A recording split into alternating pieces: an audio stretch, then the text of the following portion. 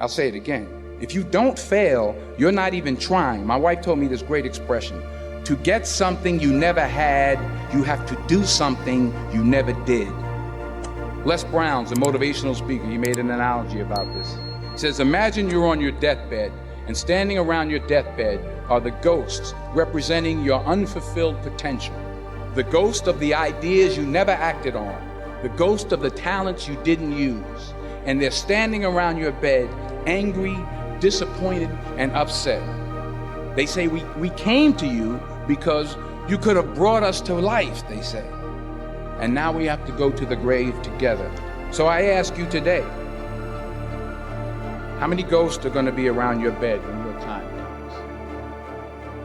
You've invested a lot in your education, and people have invested in you. And let me tell you, the world needs your talents, man, does it ever.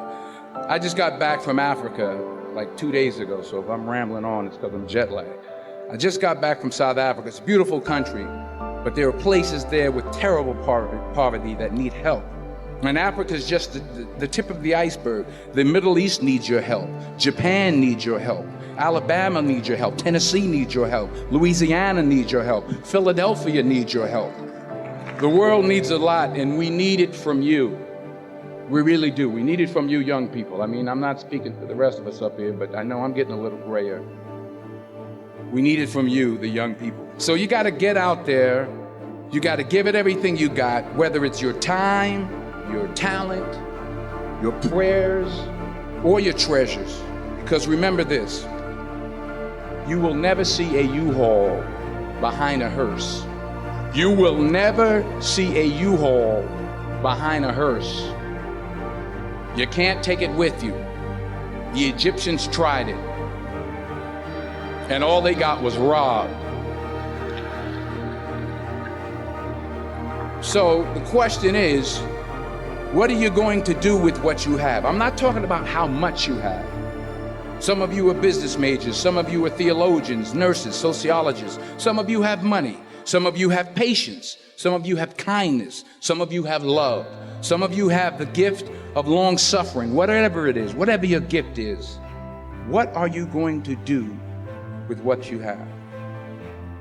All right, now here's my last point about failure. Sometimes it's the best way to figure out where you're going. Your life will never be a straight path. I began at Fordham University as a pre-med student. I took a course called the cardiac morphogenesis. I couldn't read it, I couldn't say it, I sure couldn't pass it. So then I decided to go into pre-law, then journalism. And with no academic focus, my grades took off in their own direction. Yeah, down. I was a 1.8 GPA one semester, and the university very politely suggested that it might be better to take some time off. I was 20 years old. I was at my lowest point. And then one day, and I remember the exact day, March 27th, 1975, I was helping my mother in her beauty shop. My mother owned a beauty shop up in Mount Vernon. And there was this older woman who was considered one of the elders in the town. And I didn't know her personally, but I was looking in the mirror, and every time I looked through the mirror, I could see her behind me. She was staring at me. She just kept looking at me. Every time I looked at her, she kept giving me these strange looks. So she finally took the dryer off her head and said something I'll never forget. First of all, she said, "Somebody give me a piece of paper. Give me a piece of paper." She said, "Young boy, I have a prophecy, a spiritual prophecy." She said, "You are going to travel the world and speak to millions of people." Now, mind you, I'm 20 years old. I'm flunked out of school. In fact, like a wise ass, I'm thinking to myself, maybe she's got something in that crystal ball about me getting back into school next fall.